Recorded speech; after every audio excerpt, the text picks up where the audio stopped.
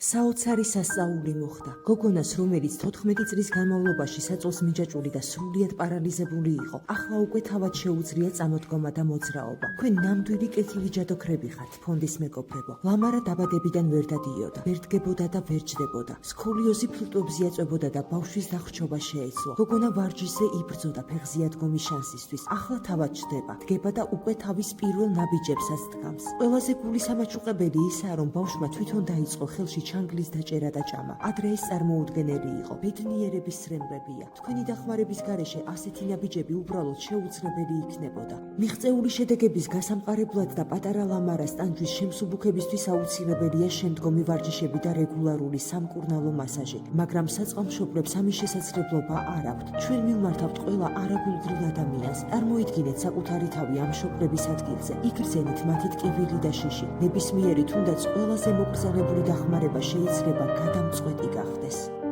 გადარიცხეთ ნებისმიერი თანხა ჩერნოვეცკის ფონდის ოფიციალური საიტის მეშვეობით.